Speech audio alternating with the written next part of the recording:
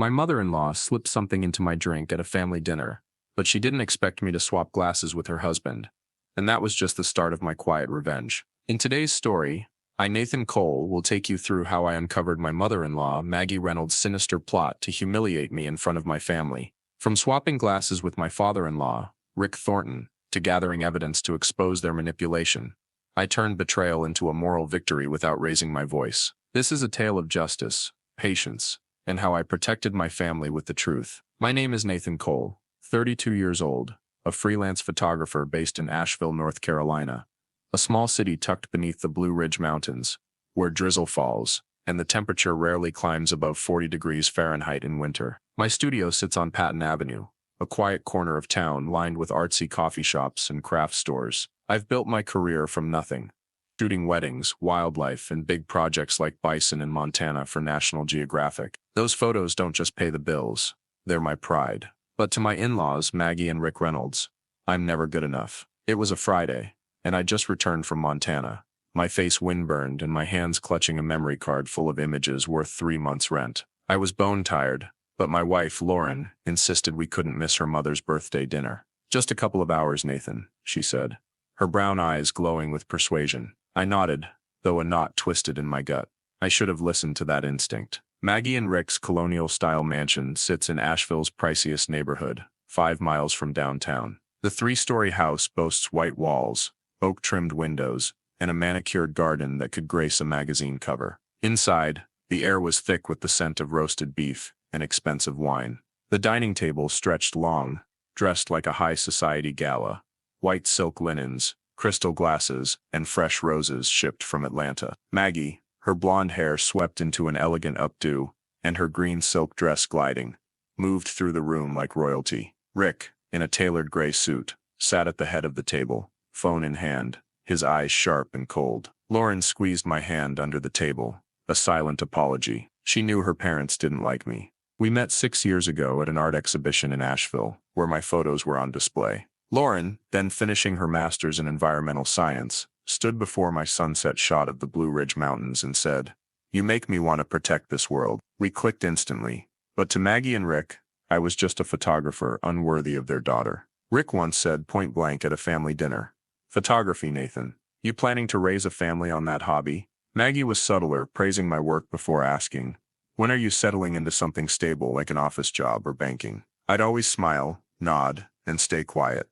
But that night, everything changed. After the main course grilled steak with red wine sauce, Maggie stood, announcing she'd prepared her famous sangria for dessert. She slipped into the kitchen, and I offered to help carry the glasses. That's when I saw it. Maggie stood by the counter, holding 2 glasses apart from the others. She furtively pulled a small vial from her purse, pouring a colorless, odorless liquid into one. When I stepped in, she flinched, quickly tucking the vial away. "Oh, Nathan, I've got this," she said, her voice too bright. "This one's for you. A special recipe for my favorite son-in-law." I glanced at the glass, noticing a faint film shimmering under the light.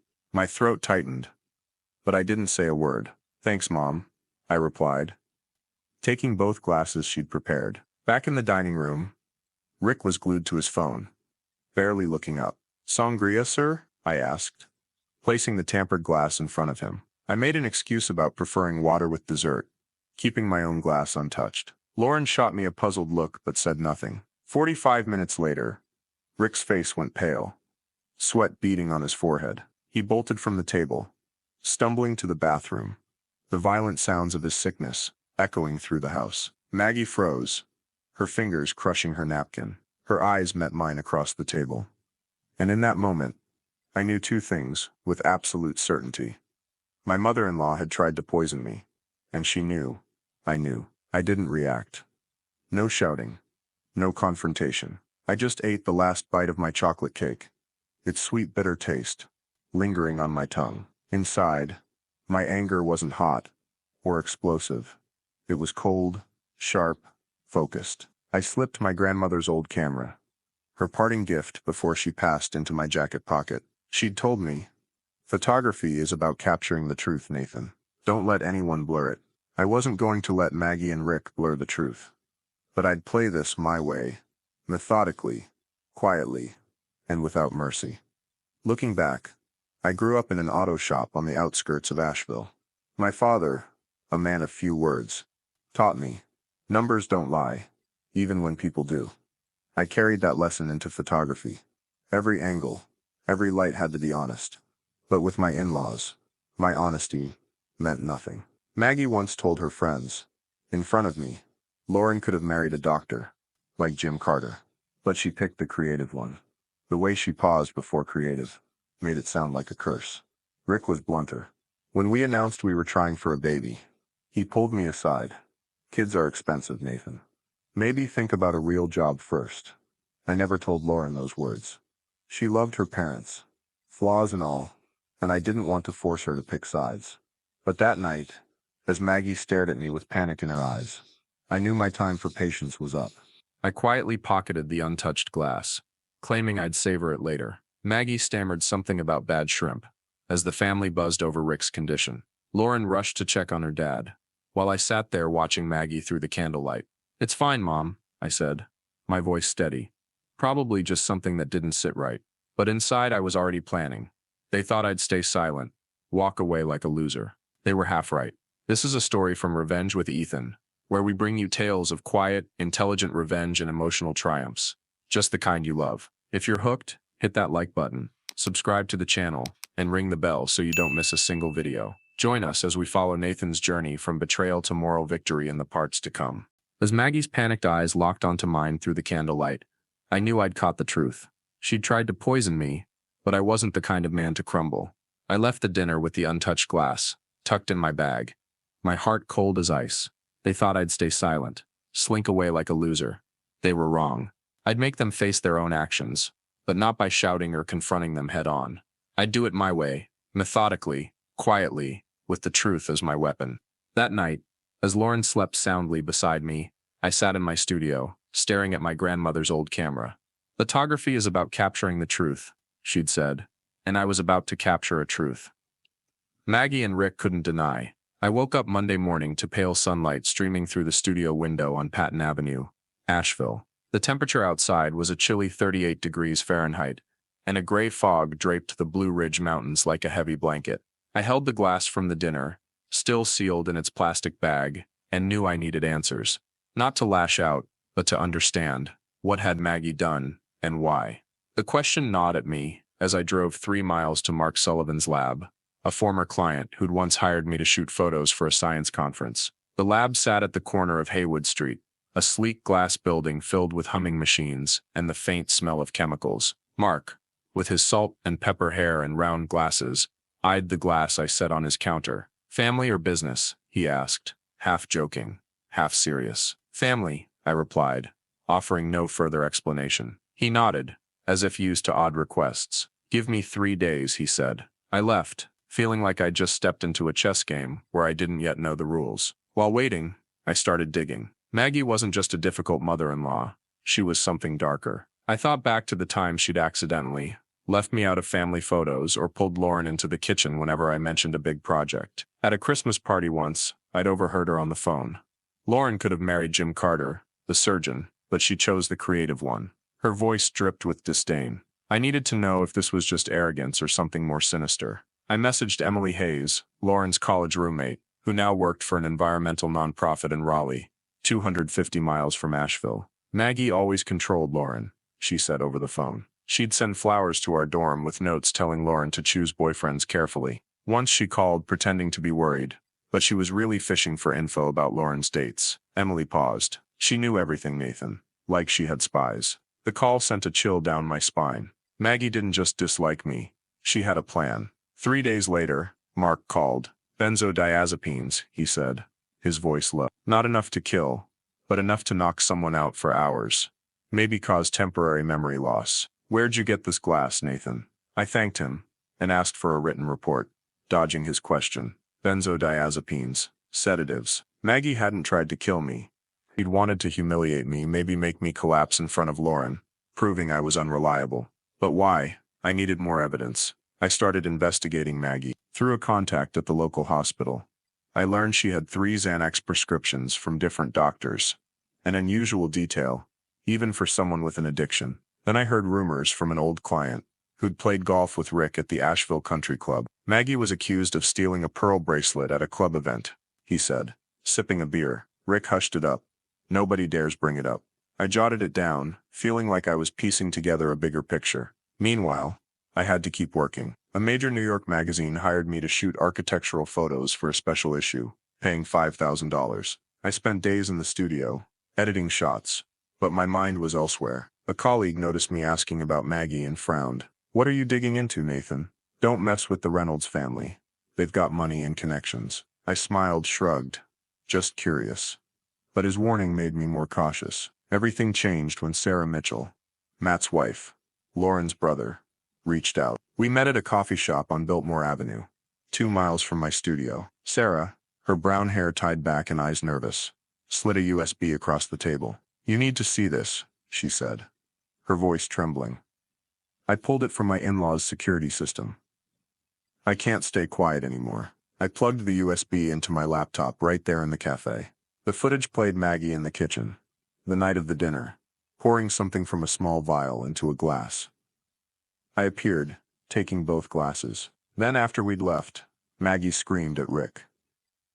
"Why did you drink that one?" "It was for Nathan," Rick roared back. "This isn't the first time you've pulled something this stupid." I watched it over and over, my heart pounding. This wasn't a one-off mistake. It was a pattern. Sarah opened up. "They did this to me when I married Matt," she said, staring at her coffee. "They said I wasn't good enough. Tried to make Matt doubt me." I almost walked away. "I can't watch them do it to you and Lauren." I gripped the USB, feeling like I held a grenade. "Why not tell Matt?" I asked. Sarah sighed. "He worships his dad. He'd think I'm making it up." I nodded, realizing this truth wasn't just for me. It was for Lauren, and for Matt too. I drove to the French Broad River, 4 miles from downtown Asheville. The water flowed quietly, moonlight glinting on its surface. I held my grandmother's old camera, its scratched lens still sharp. She told me, "The truth is your lens, Nathan. No matter how hard it gets, let it guide you." I sat there for hours, letting the river organize my thoughts. As Lauren once said, "Let the river sort your mind." I knew I needed more evidence, not just to protect myself, but to save Lauren from her own family's manipulation. I emailed Jim Carter, Lauren's ex, now a doctor in Charlotte, 130 miles away. He was reluctant at first, but when I mentioned Maggie, he sent a chain of old emails between him and Lauren. Maggie and Rick had sent fake texts, making Lauren think Jim was cheating. "They destroyed our relationship in 6 months," Jim wrote. "Lauren stopped trusting me. I saved everything, feeling like I was unearthing a secret buried too long." Back at the studio, I analyzed Sarah's security footage. Another clip from 2 days after the dinner chilled me to the bone. Maggie and Rick sat in their living room, discussing me. "He knows what you did," Rick said, his voice tense. "So what?" Maggie replied, cold as ice. "He's got no proof. Lauren will never choose him over family. And if she does, she's not the daughter I raised." She laughed like she was playing a game she'd won before. "I've already started planting seeds with Lauren," she said, "about their marriage problems. By the time I'm done, she'll file for divorce and think it was her idea." I shut my laptop, my hands shaking. This wasn't just about me. It was about controlling Lauren's entire life. I didn't tell Lauren. Not yet. She sensed my distance, but I blamed it on preparing for an upcoming exhibition. "You okay, Nathan?" she asked, her eyes full of worry. "Just tired," I said, kissing her forehead. But inside I was building a plan. I wouldn't let Maggie and Rick win. Not this time. I'd let the truth speak, and it would be louder than any lie they could spin. Nathan's quiet revenge is just heating up, and we at Revenge with Ethan want to hear from you. What should Nathan do next? Comment 1 if you think he should confront Maggie right now, or 2 if he should keep gathering evidence. Don't forget to hit that like button, subscribe to the channel, and ring the bell to catch the next part. When I closed my laptop, Maggie and Rick's voices still echoed in my mind. Lauren will never choose him over family. Maggie's cold words, cut like a knife, but they also lit a fire inside me. I had the evidence, lab report, security footage, Jim Carter's emails, and the truth was in my hands, as sharp as my grandmother's camera lens. I wasn't just fighting for myself, but for Lauren to show her who her parents really were. That night, by the French Broad River, I held the old camera and let the water wash away my last doubts. It was time to act, not by shouting or threatening, but by letting the truth speak for itself. As I'd learned growing up, numbers don't lie, even when people do. I'd make Maggie and Rick face what they'd done, and I'd do it my way, quietly, intelligently, and without mercy. I stood in our living room, the dim light casting shadows on the oak-paneled walls. Outside, Asheville was cloaked in fog, the temperature dipping to 36 degrees Fahrenheit, and a faint wind whistled through the narrow streets off Biltmore Avenue. Lauren sat in an armchair, her hands clasped tightly, her eyes filled with worry. Matt and Sarah sat across from us, Matt tense, Sarah with her head bowed, as if bracing for a storm. I placed my laptop on the coffee table, next to my grandmother's old camera, a reminder that the truth was always my strongest weapon. "You all need to see this," I said, my voice calm but resolute. I hit play. The screen lit up with security footage from Maggie and Rick's house. Maggie in the kitchen, the night of the dinner, furtively pouring something from a small vial into a glass. I appeared, taking both glasses. Then after we'd left, Maggie screamed at Rick. "Why did you drink that one?" "It was for Nathan," Rick roared back. "This isn't the first time you've pulled something this stupid." Lauren covered her mouth, tears streaming down her face. Matt shook his head, his voice trembling. "No way. That's not my parents." Sarah gripped his hand, her eyes red. "They did this to me, Matt," she said. "When we got married, they said I wasn't good enough. Tried to make you doubt me." I almost walked away. I handed over the lab report from Mark Sullivan, printed on crisp white paper with the lab's seal. "Benzodiazepines," I explained. "Enough to knock me out for hours. Maybe cause memory loss." Maggie wanted me to collapse in front of everyone, to prove I'm unreliable. Lauren stared at the paper, her hands shaking. My mom wouldn't do this," she whispered. But her voice lacked conviction. I went on, opening a chain of emails from Jim Carter, Lauren's ex. Fake texts from Maggie and Rick, making Lauren think Jim was cheating. "They destroyed his relationship in 6 months," I said. "And they're trying to do it to us." Matt shot to his feet, his face flushed. "You edited this video, Nathan. My parents aren't like that." Sarah pulled him back down. "Matt, I tried to tell you," she said, her voice breaking. "They did this to me. Tried to make you think I wasn't good enough. I didn't speak up because you wouldn't listen." Matt looked at her, his eyes wavering between anger and doubt. Lauren turned to me, tears falling. "Why didn't you tell me sooner?" she asked. "Because you needed to see it for yourself," I replied. "Not just what they did to me, but what they've done to you your whole life." The room felt heavy, like the truth was a boulder pressing down on us all. I didn't shout, didn't point fingers. I let the evidence speak. "The truth is louder than any argument," I thought, recalling my father's words from the auto shop. Lauren buried her face in her hands, her shoulders shaking. Matt stared at the floor, as if searching for an explanation. Sarah held his hand, her eyes a mix of pain and resolve. I knew the next step would be harder, but there was no turning back. I had to bring the truth to Maggie and Rick's doorstep. I suggested we go to their house the next evening. Lauren hesitated, then nodded. "If this is true," she said, her voice trembling, "I need to hear it from them." Matt reluctantly agreed, while Sarah gave me a grateful look. Before they left, I picked up my grandmother's camera, checking the battery. "The truth is my lens," I told myself. I'd record the confrontation, not to gloat, but to protect my family. The next evening we drove 5 miles to Maggie and Rick's colonial mansion. The temperature outside had dropped to 34 degrees Fahrenheit, and streetlights glowed faintly through the fog. The house loomed like a fortress, its windows casting a golden glow, but the air inside felt colder than the weather. Maggie opened the door, her red silk dress vibrant, her smile forced. "Oh, the whole family's here," she said, her voice syrupy and fake. Rick sat in the living room, clutching a glass of bourbon, his eyes sharp as knives. Matt and Sarah sat stiffly on the sofa, Lauren beside me, her hand gripping mine. I set up a tripod, placing my grandmother's camera on it. "I want to record this conversation," I said, my voice even. Maggie objected immediately. "This is private family business," she snapped, her tone shrill. "Exactly," I replied. "Family business, and I'm family. No matter how hard you've tried to change that." Rick smirked. "What game are you playing, Nathan?" he asked, his voice dripping with sarcasm. I didn't answer, just hit play on the laptop. The security footage filled the TV screen. Maggie pouring the drug into the glass, yelling at Rick after the dinner. Lauren covered her mouth, tears falling again. Matt froze, his eyes glued to the screen. Maggie leapt up, her face pale. "That's fake," she screamed. "You edited it, Nathan." I handed over the lab report, then Jim Carter's emails. "We've got more," I said, my voice cold. "Fake texts you sent to break up Lauren and Jim. Xanax prescriptions from 3 doctors. In your own words on video." Rick slammed his glass down. "Enough," he roared. "Who do you think you are? Coming into my house. And we know what you've done." Lauren interrupted, her voice shaky but firm.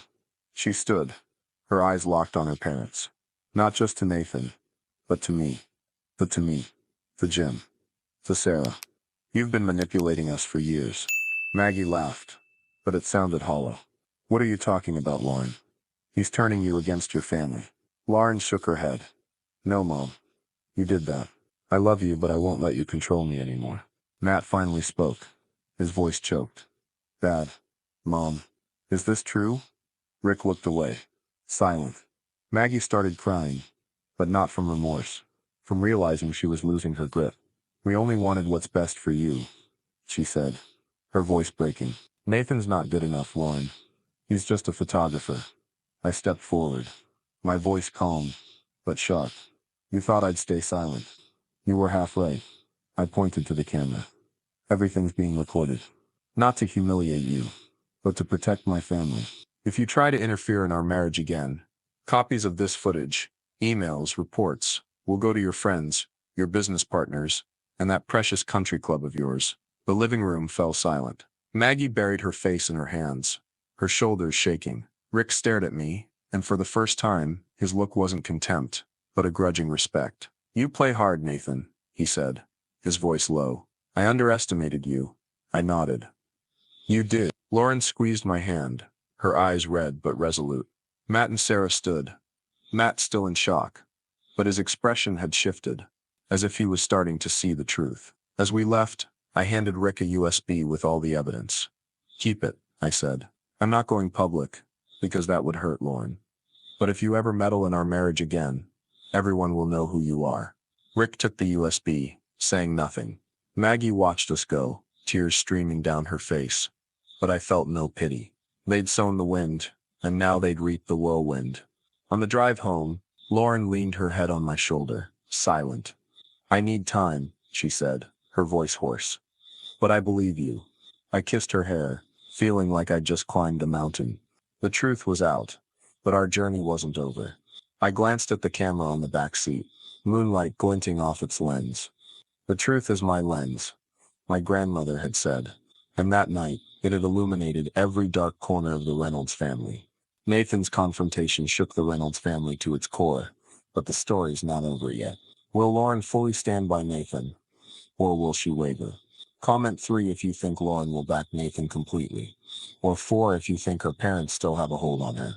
Share your thoughts below. Hit that like button, subscribe to Revenge with Ethan, and ring the bell to catch the next part. As we left Maggie and Rick's mansion, Maggie's stunned expression and Rick's silence burned into my memory. I'd laid the truth bare, not with shouts or threats, but with undeniable evidence, security footage, emails, lab reports. Lauren held my hand in the car, tears still falling, but her eyes carried a newfound strength. "I believe you," she said, and those words warmed my heart like a flame. I glanced at my grandmother's camera on the back seat, its lens glinting in the moonlight. "The truth is my lens," she'd always said. And that truth had torn down the walls of Maggie and Rick's manipulation. But our victory wasn't complete. I knew they'd try again, in their own way. I had to protect my family, not just with the truth, but by living true to myself, as my father taught me. Numbers don't lie, even when people do. It was time to rebuild, and I'd do it my way, quietly, with integrity, and for those I loved. That night, back at our home on Lexington Avenue in Asheville, I sat in my studio, the glow of the computer screen washing over my face. Outside, the temperature was a crisp 32 degrees Fahrenheit, and thick fog hid the Blue Ridge Mountains from view. Lauren curled up on the sofa, clutching a mug of tea, her eyes red but calmer. "I need time to process," she said, her voice hoarse. "But I don't want to lose them completely. They're still my parents." I nodded, understanding that her love for Maggie and Rick wouldn't vanish, despite the pain they'd caused. "We'll figure it out," I said, taking her hand. But this time, on our terms. Inside, I felt a mix of relief and vigilance. I'd faced Maggie and Rick, handed them the USB with all the evidence.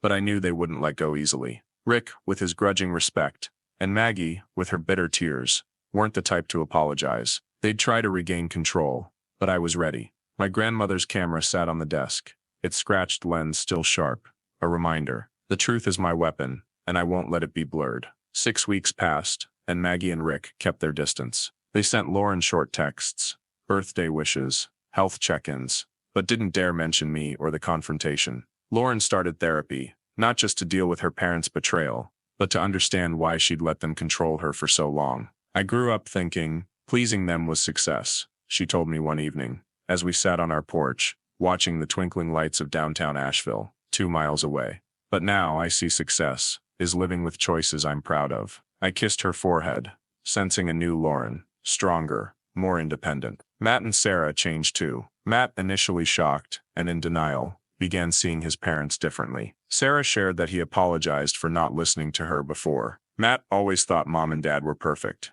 she said, when we met at a coffee shop on Patton Avenue. But now he sees they're not saints. Matt joined Lauren in therapy, a step I hadn't expected from someone who once idolized Rick. Sarah, her eyes relieved, thanked me. You helped us break free, she said. I smiled. But I knew this victory wasn't just mine. It was for our whole family. Asheville's community started whispering. Rumors about Maggie and Rick spread, though I hadn't shared the evidence. A former client at the country club mentioned Maggie rarely showed up at social events, and Rick grew quieter in business dealings. They've lost their shine, he said, sipping a glass of wine. I didn't take pleasure in it. I didn't want to ruin them, just stop them. But for people like Maggie and Rick, losing control was the ultimate punishment. Then one evening, Rick texted me, "Meet me at the country club. Just us." I agreed, though wary. The club was 7 miles from downtown Asheville, a grand building with sprawling golf courses and oak-paneled meeting rooms. Rick waited in a private room, holding a bourbon, his eyes sharp but less arrogant. "I've got a proposition," he said, his voice low. "Photography's been good to you, but have you considered diversifying? I can bring you into my firm, junior partner track. 6-figure salary, Nathan." He slid a bourbon across the table, like an invitation. I stared at the glass but didn't touch it. Inside I felt an odd calm. This wasn't an offer, it was another attempt at control. "Why?" I asked, my voice steady. Rick smiled, but it wasn't genuine. "For family. I respect how you handled that unpleasantness. You protected Lauren, stood your ground. That's what a real man does." I set the glass down, meeting his gaze. "I appreciate the offer, but no. This isn't an olive branch, Rick. It's a leash. You can't buy me, and you can't stand that Lauren loves me for exactly who I am." Rick stiffened, his smile vanishing. "Don't be a fool," he growled. "Everyone has a price." I stood, my voice even. "That's where you're wrong, and that's why you'll never understand your daughter." I walked out, feeling freer than ever. I didn't need Rick's money or approval. I had Lauren, my career, and above all, integrity. Something my grandmother taught me. Live so you can hold your head high, Nathan. A few weeks later, Lauren called me into the living room, her eyes sparkling. "I've got news," she said, handing me a pregnancy test. 2 lines. "We're having a baby, Nathan." I pulled her into my arms, the world seeming to pause. We named our daughter Clara, after my grandmother, who taught me the value of truth. I told Lauren about Rick's offer, and she shook her head, a sad smile on her lips. "They'll never change, will they?" I nodded. "But they'll have to accept us." 3 months later, a certified letter arrived from Rick's attorney. Inside was the deed to our rental house, now ours, and a trust fund for Clara. No conditions, no strings, no apology, but I didn't need one. This was Rick's way of admitting defeat, though he'd never say it. Lauren looked at the papers, her eyes misty. "They're doing this for Clara," she said, "but also because they know they lost." I nodded, a deep relief settling in. Not for the house or money, but because I'd protected my family without losing myself. I poured my heart into my career. An art gallery on Wall Street in downtown Asheville became a dream come true. I leased a small space with white walls and natural light, hanging photos I'd taken over the past decade. Blue Ridge sunsets, Montana bison, a portrait of Lauren laughing by the French Broad River. The opening night drew a crowd, clients, friends, and my parents from Oregon. Lauren stood beside me, Clara in her arms, her eyes beaming with pride. Maggie and Rick came too, but didn't stay long. Maggie held Clara briefly, under Lauren's watchful eye. Rick shook my hand, nodding at the photos. Good work, he said. No trace of sarcasm. They left without offering any advice on how I should run my business. That night as we locked up the gallery, Lauren looked at me. Do you think they've changed? She asked. I thought for a moment, then said, no, but they've accepted they can't change us. And sometimes that's enough. Lauren smiled, resting her head on my shoulder. I felt a peace I'd never known before. I hadn't won by playing Maggie and Rick's game. I'd won by refusing to play, by living true to my values, integrity, honesty, and love for my family. As I locked the gallery door, Lauren's proud gaze and Clara's smile lingered in my mind. Maggie and Rick had left, offering no apology, but Rick's handshake and Maggie's quiet look said what they'd never admit: they'd lost. I didn't need their money or approval. I had my family, my career, and my integrity, the things my grandmother always told me to hold fast. Our victory wasn't in defeating them, but in living true to ourselves despite their schemes. Driving home on Lexington Avenue, with Asheville's lights twinkling under the night sky, I felt a profound peace. But this journey wasn't just about winning.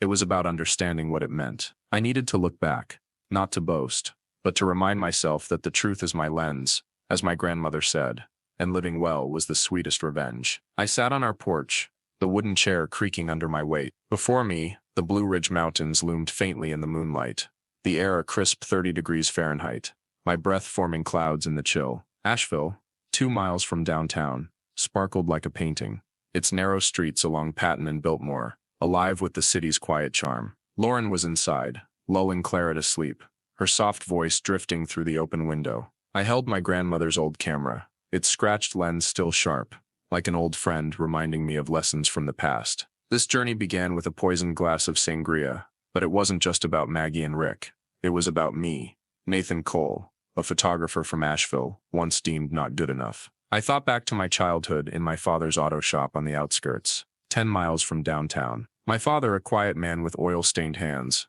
taught me, numbers don't lie, even when people do. I carried that into photography. Every shot had to be honest. Every angle had to tell the truth. But meeting Maggie and Rick, I learned my truth held no value in their eyes. Lauren could have married a doctor, Maggie once said, her voice dripping with contempt. You gonna raise a family on that hobby?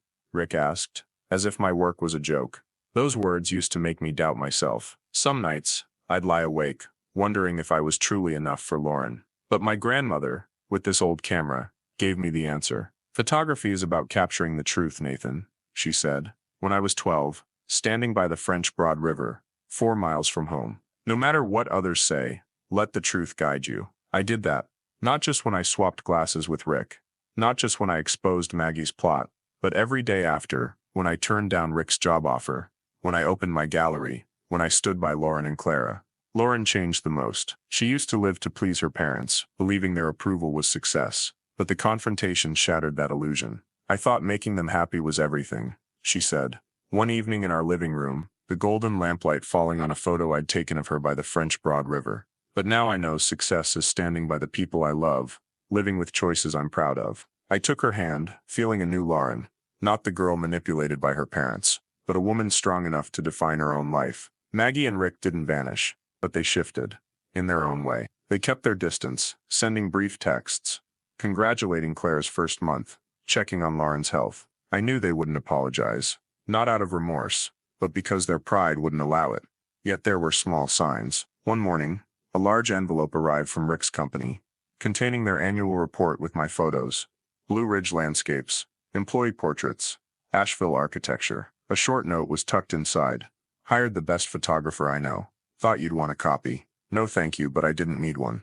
This was Rick's way of acknowledging me, however indirectly. Lauren looked at the report, smiling. Dad's trying, she said, in his own way. I nodded, knowing they'd never fully change. What mattered was they'd accepted us. Matt and Sarah found their peace too. Matt, who once idolized his parents, now built a life with Sarah and their son, James. He's setting boundaries, Sarah told me. When we met at a coffee shop on Haywood Avenue, 1 mile from my studio, he's not letting Mom and Dad call all the shots anymore. Matt even called me, for the first time, to thank me. You opened my eyes, he said, his voice hesitant. I'm sorry I doubted you. I smiled over the phone. It's okay, Matt. We're family. Those words, simple as they were, carried a new meaning. Family wasn't about control. but respect. Asheville's community remained part of our lives. My gallery on Wall Street became a hub for local artists, tourists, and art lovers. A client who'd golfed with Rick told me, "You've made something big, Nathan. Not just with your photos, but with how you live." I smiled, but didn't boast. My victory wasn't in recognition, but in living true to myself, as my grandmother taught. Live so you can hold your head high. Clara grew every day, her brown eyes like Lauren's, and a smile that melted my heart. One evening, as I edited photos in the studio, Lauren walked in, Clara asleep in her arms. "Mom called," she said. "She wants us for Christmas." I paused, looking at her. "What do you want?" Lauren thought, then said, "I think we should go. But on our terms, stay at a hotel, leave when we want, and no unsupervised time with Clara." I nodded. "Sounds fair." Lauren sat down, Clara stirring. "I used to think making Mom happy was everything," she said. "But now, I want Clara to grow up with real values: love, honesty, freedom." Her words hit me deeply. I thought of afternoons by the French Broad River with my grandmother, when she taught me to see the world through a lens. "Every photo is a story," she said. "Tell the ones that matter." My journey with Maggie and Rick was one such story, not about revenge through schemes, but about protecting what mattered with the truth. I didn't win by tearing them down, but by lifting myself up, by living true to the values my father taught. Numbers don't lie, and integrity is never wrong. Christmas came, and we went to Maggie and Rick's, but stayed at a hotel 3 miles away. The dinner was calm, free of past tension. Maggie prepared a feast: roasted turkey, pumpkin pie, and Rick asked about my gallery, for the first time with genuine curiosity. They gave Clara a wooden toy, and Lauren smiled, but kept clear boundaries. As we left, Maggie hugged Lauren longer than usual, and Rick nodded at me, silent. It wasn't reconciliation, but a kind of peace, an acceptance that we'd shaped our lives, and they couldn't change that. The following spring, my gallery hosted a major exhibition. I hung new photos: Clara playing by the French Broad River, Lauren in the sunset, a family self-portrait. My parents flew in from Oregon, and Asheville's community filled the space, admiring the stories I told through my lens. Maggie and Rick came, standing quietly in the corner. Maggie looked at Clara's photo, her eyes misty. Rick shook my hand, saying simply, "You did good." They left, and I felt a closure. Not because they'd changed, but because I no longer needed their approval. That night I sat on the porch, watching the stars twinkle over the Blue Ridge Mountains. Clara slept inside, Lauren reading under a lamp. I held my grandmother's camera, feeling its weight in my hands. I thought about this journey, from the poisoned glass, through nights of doubt, to the confrontation that shook the Reynolds family. I didn't win by playing Maggie and Rick's game. I won by refusing to play, by living true to myself, with truth, integrity, and love. Living well is the sweetest revenge, I thought, and for the first time I understood that deeply. I didn't share this story to brag. I shared it to remind myself, and maybe you, that the truth is always worth it, no matter how hard the road. As my grandmother said, photography is about capturing the truth, Nathan. So is living. I looked inside, where Lauren and Clara were my world, and knew I'd done right. Not because I defeated Maggie and Rick, but because I'd built a life worth living, with the people I loved beside me. Thank you all for joining Nathan's quiet revenge journey on Revenge with Ethan. Your support drives us to deliver emotional, authentic, and justice-filled stories. What mattered most in Nathan's story? Comment truth if you think the truth was the key, or family if you believe family was everything. Hit that like button, subscribe to the channel, and ring the bell to never miss a story. Thanks again, and we'll see you in the next video.